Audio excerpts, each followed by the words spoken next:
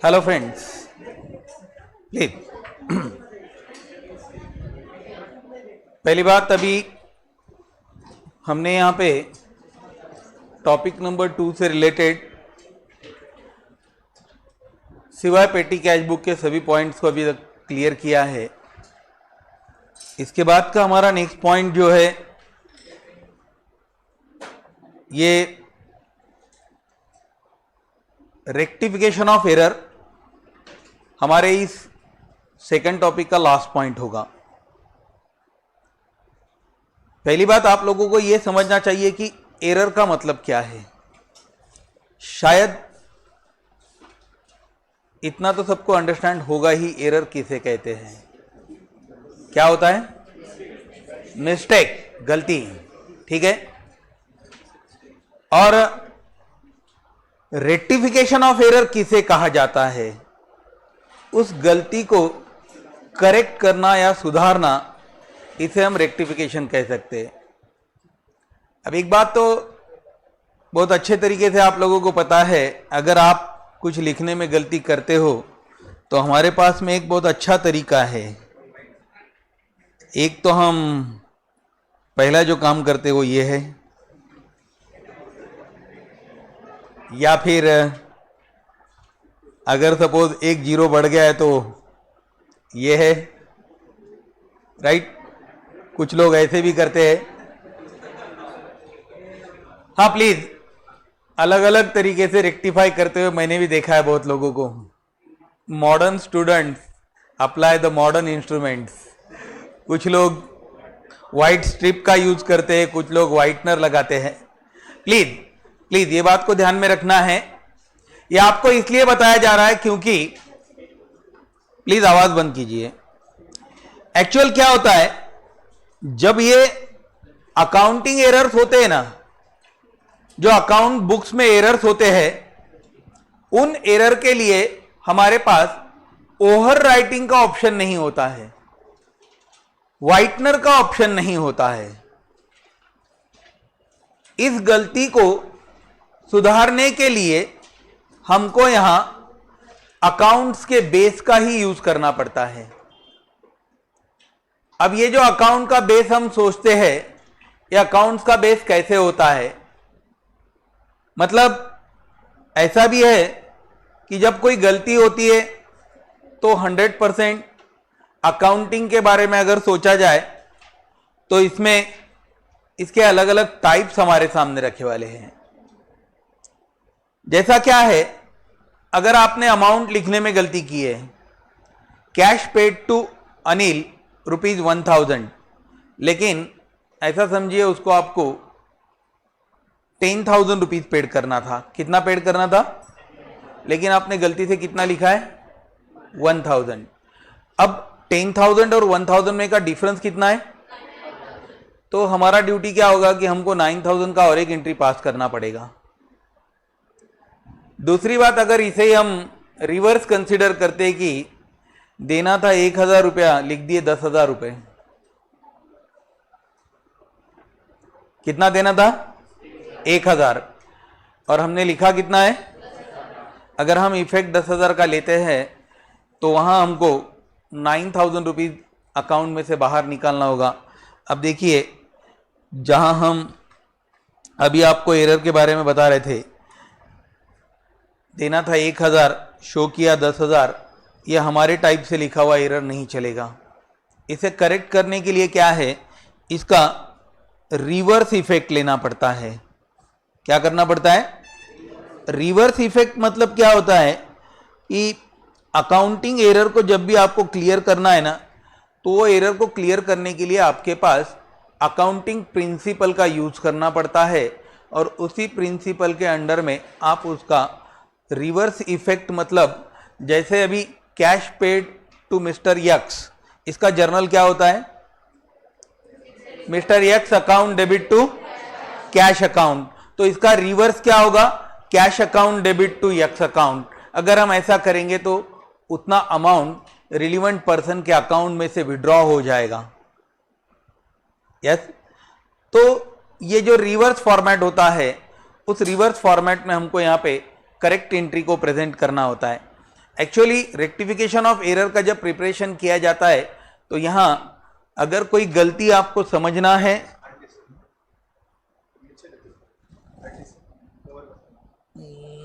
यहां नहीं है तो नहीं नहीं नहीं,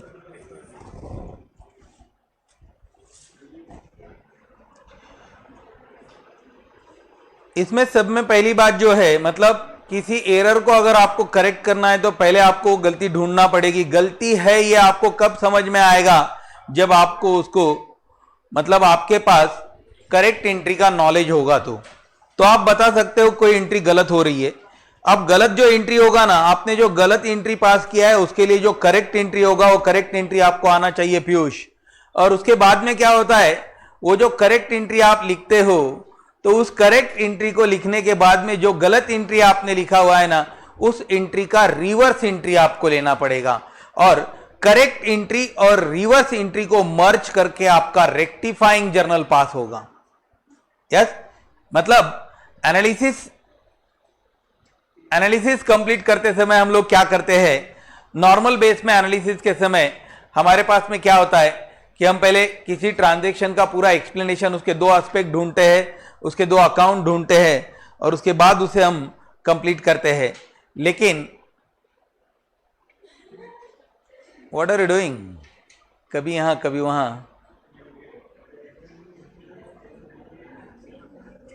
this is a classroom, why are you wandering here and there, भटक रहे हो। ओके, ध्यान दीजिए इधर प्लीज।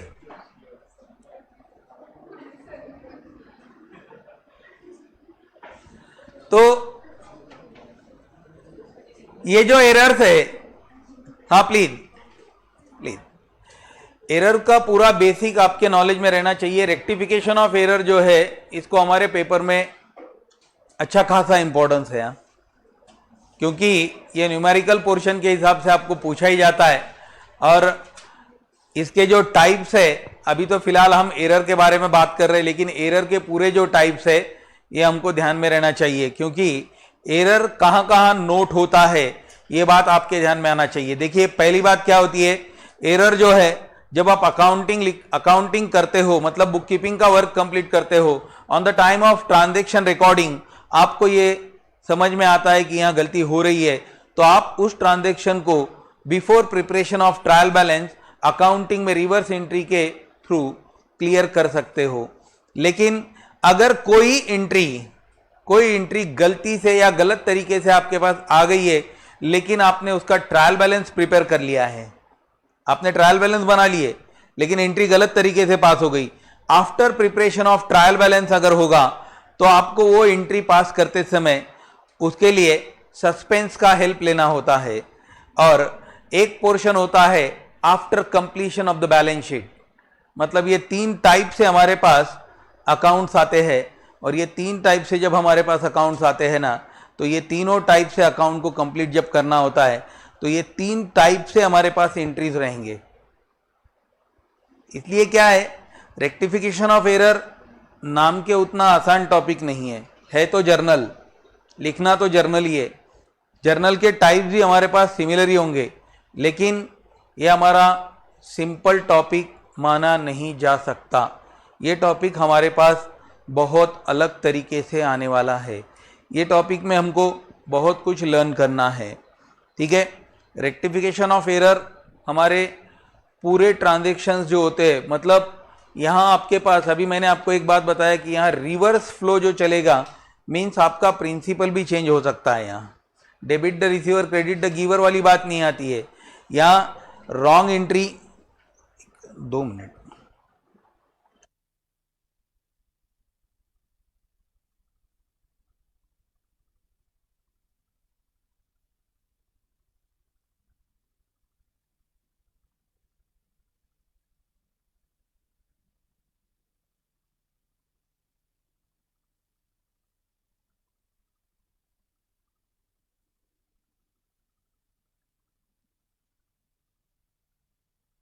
एरर्स के टाइप है। ये एरर्स को जब हम लिखने वाले हैं, जब एरर्स को कंप्लीट करेंगे तो हमको एरर की ये सब बातें means completion of the error जो ये तीनों फेज में हमारे सामने रहना चाहिए।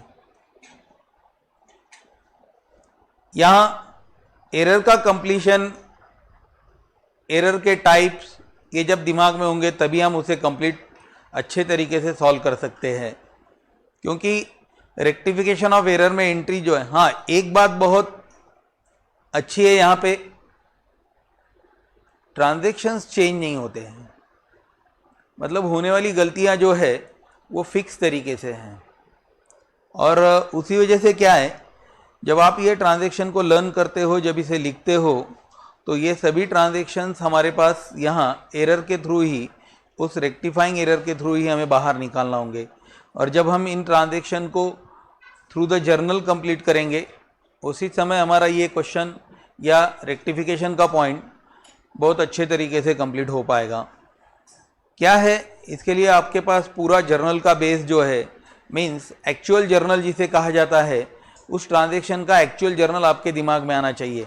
अब अगर सोचा जाए ना, तो रेक्टिफिकेशन एंट्री आसान कहाँ है, उस ट्रांजैक्शन में ही आपके पास इन्फॉर्म किया जाता है। 50% पोर्शन तो होता ही है, मतलब एक एस्पेक्ट आपके पास दिया हुआ होगा। Yes, cash paid to X wrongly recorded to the y, wrongly recorded to the, ध्यान दीजिए इधर, एक जर्नल मतलब एक ट्रांजैक्शन आपके सामने रखा हुआ है। ट्रांजैक्शन क्या है, अच्छे से ध्यान दो। Cash paid to X, cash paid to X. अभी मुझे बताओ, कैश पेड टू यक्स का जर्नल क्या पास होना चाहिए? एक्स अकाउंट डेबिट टू, ठीक है। अब यहां पे क्या है, wrongly recorded to the Y, गलती से हमने किसे बताया है? वाई को बताया है, तो उसका जर्नल क्या हो सकता है? करेक्ट है, Y account debit to cash account, ये हमारा रॉन्ग एंट्री है, राइट। अब क्या करना होगा मालूम है क्या आपको? ये जो रॉन्ग एंट्री हमने लिखा है ना, ये रॉन्ग एंट्री का रिवर्स एंट्री हमें लेना है। रॉन्ग का रिवर्स, रामदेव बाबा स्टाइल, मतलब डेबिट को क्रेडिट और क्रेडिट को डेबिट, शीर्षासन करतात ना पायावरी। हाँ, तो ध्यान दीजिए, यहां पे क्रेडिट क्या है अभी सेकंड एंट्री में, रॉन्ग एंट्री में, तो यहां लिखना पड़ेगा कैश अकाउंट डेबिट। क्या लिखना पड़ेगा? Cash account debit to, please ध्यान दीजिए, अभी cash account debit to Y account.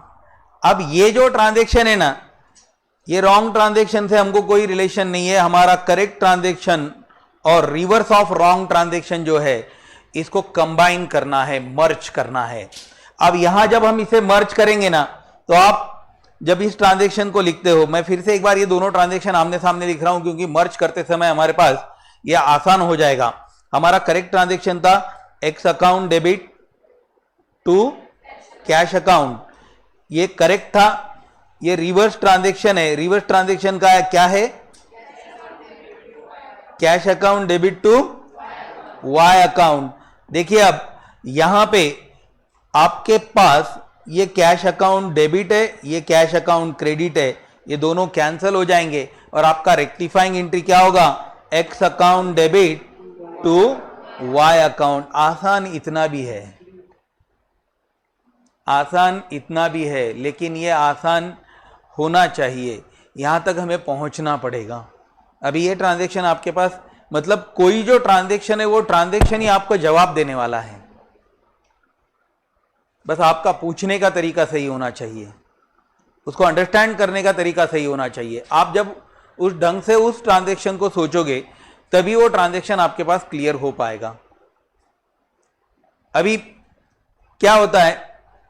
Rent paid to landlord, rent paid to landlord, मतलब मकान मालिक को हमने किराया दिया है, wrongly debited to his personal account, wrongly debited to his personal account. आपको पता है, अगर सपोज मैं ये हॉल के लिए किराया दूंगा, लैंडलॉर्ड को ही देना है मुझे तो, लेकिन लैंडलॉर्ड जो है वो रिप्रेजेंटेटिव पर्सन है, रिप्रेजेंटेटिव पर्सनल अकाउंट है, मुझे तो यहां खर्चा बताना है, rent account debit to cash account show करूंगा, लेकिन मैंने गलती से क्या किया, पर्सनल अकाउंट को बताया।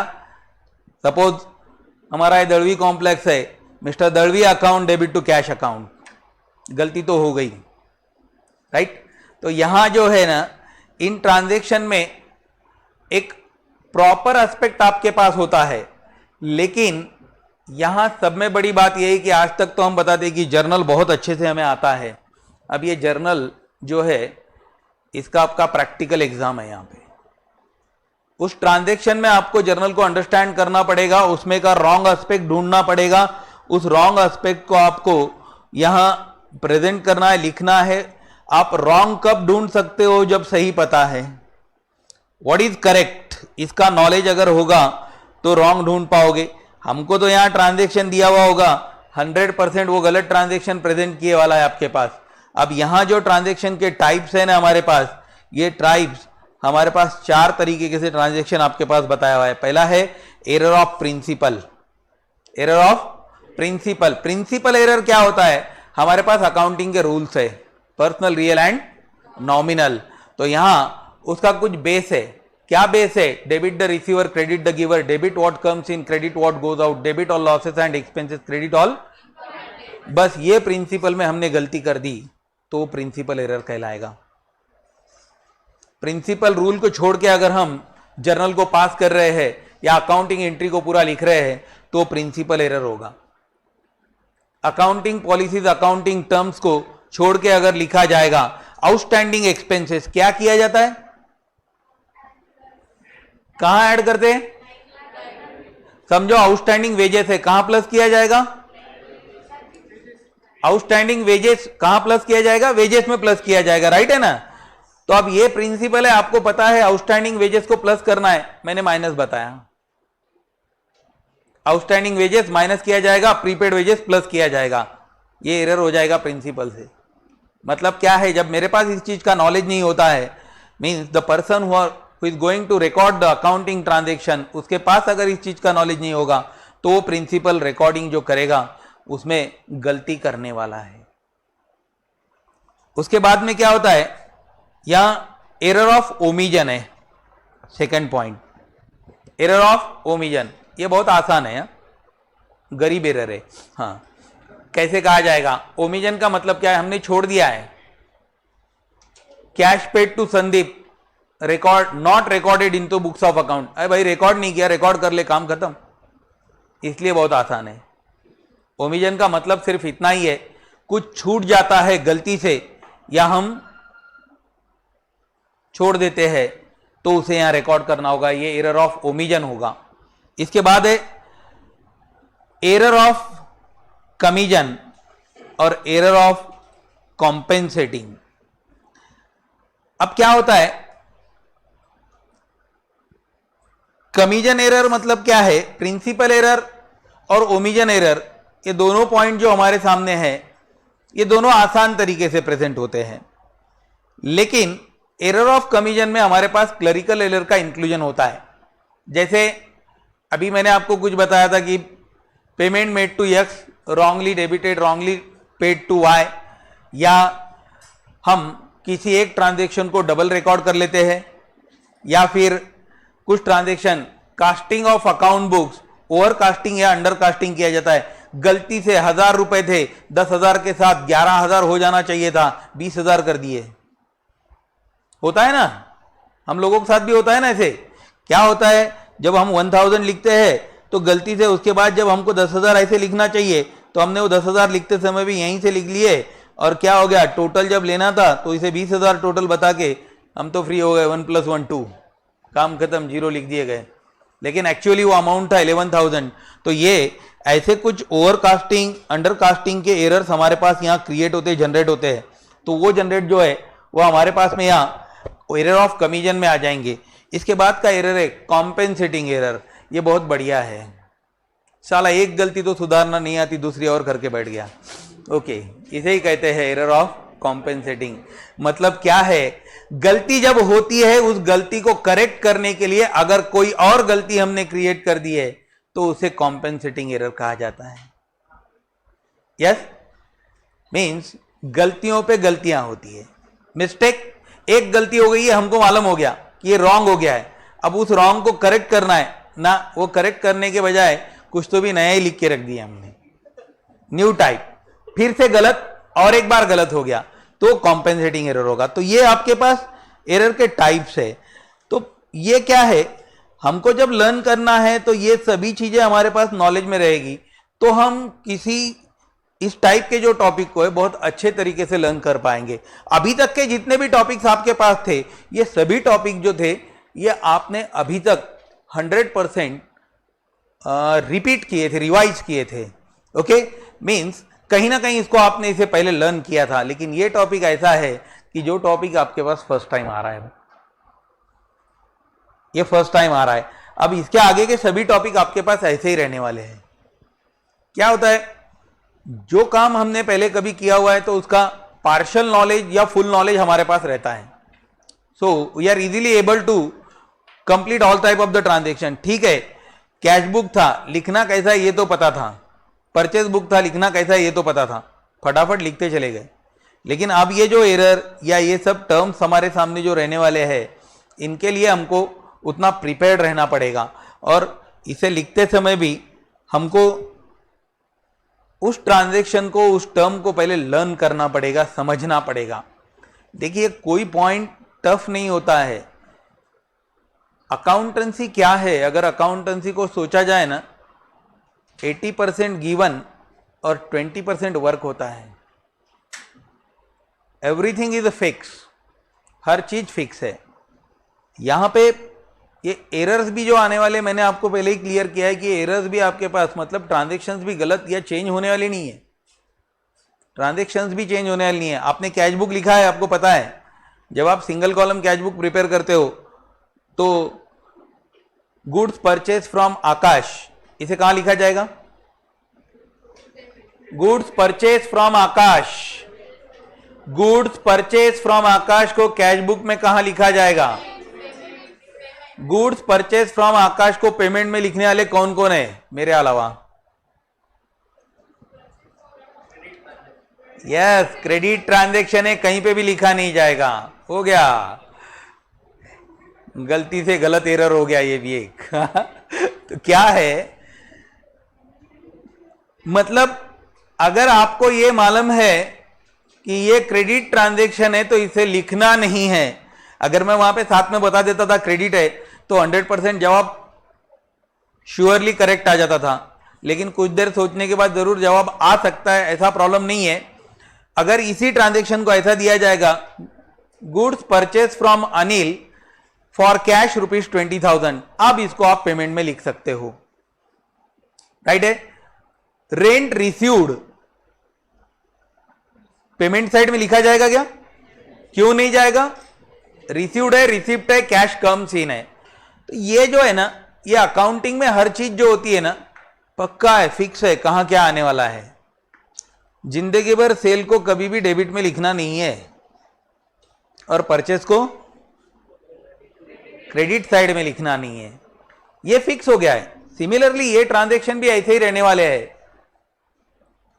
अगर आप सोचोगे, अभी देखो आपके सामने एक ट्रांजैक्शन को लिखा गया, तो उस ट्रांजैक्शन को शायद एक बताता हूं मैं कि वो ट्रांजैक्शन अंडरस्टैंड तो हो गया, cash paid to X, cash paid to X, wrongly debited to Y, उसके लिए ये बात तो समझ में आती है। बस इसी तरीके से ट्रांजैक्शन चलने वाले हैं। और ये जो चार है ना, इन चारों के हिसाब से हमने जाना चाहिए। हमने इसको अगर सोचा है क्या दिया हुआ है, अगर हम इसे सेपरेट करेंगे तो बिल्कुल हमारे ट्रांजैक्शन जो है ये आसान तरीके से कंप्लीट हो जाएंगे। यहाँ रेक्टिफिकेशन के जितने भी एंट्रीज है, ये एंट्रीज एक बार आपने रॉन्ग, करेक्ट, रिवर्स सब पढ़ लिया है, उसको अच्छे से लर्न किया है, तो 101% आपका कोई एंट्री भी रॉन्ग नहीं हो सकता है। अगर आप, मैंने ये जो ट्रांजैक्शन आपके पास दिया था, cash paid to X wrongly debited to Y, क्या दिया था? Cash paid to X wrongly debited to Y. अब इस ट्रांजैक्शन को हमने कैसा कंप्लीट किया है? इसका रेक्टिफाइंग एंट्री क्या था? X account debit to. अब मैं अगर ये ट्रांजैक्शन आपको देता हूं, cash paid to PQR wrongly debited to XYZ, rectifying entry क्या होगा? टॉपिक शुरू भी नहीं किया है, आप एक एंट्री बता सक रहे हो। सोच लो, टॉपिक इतना आसान है लेकिन आपको इन्वॉल्वमेंट देना पड़ेगा।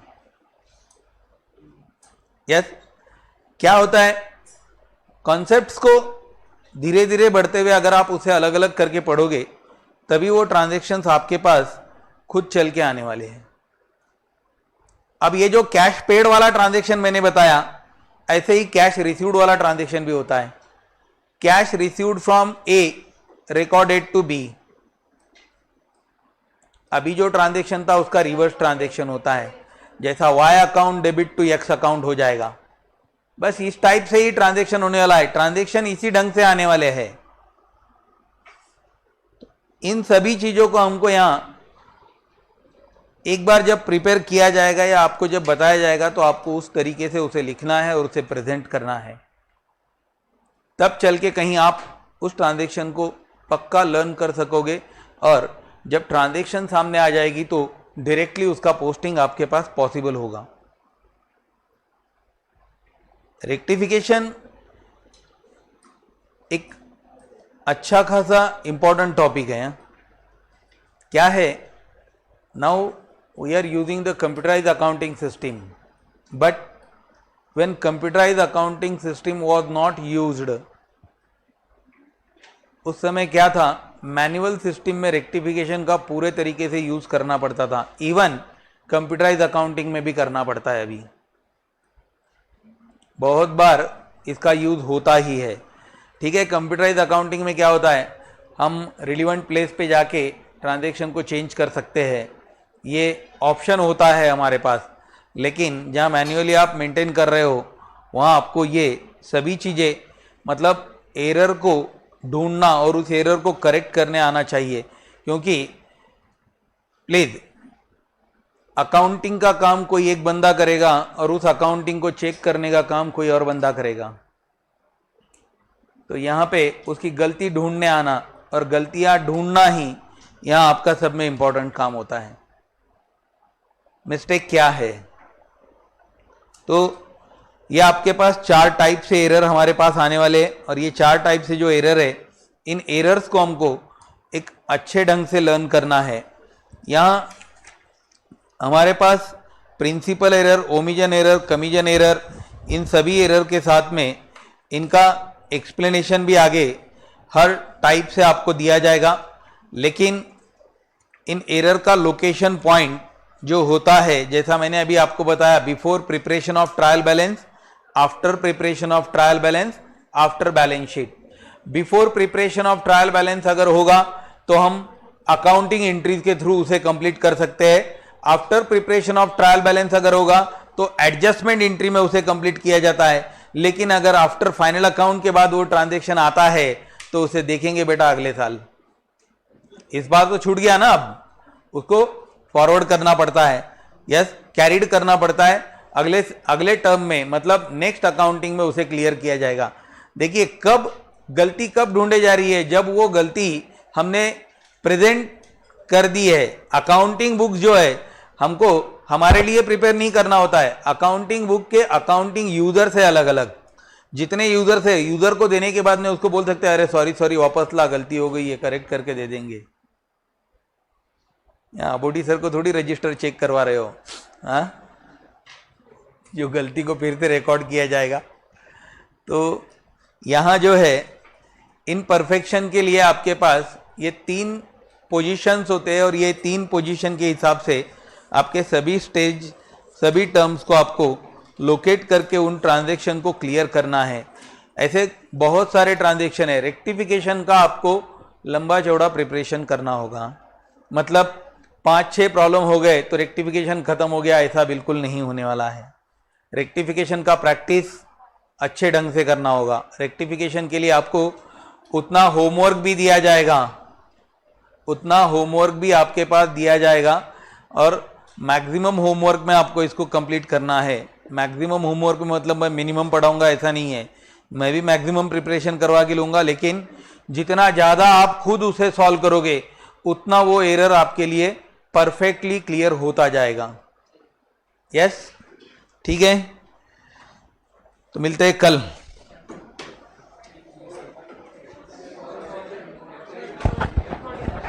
रिकॉर्डिंग बंद कर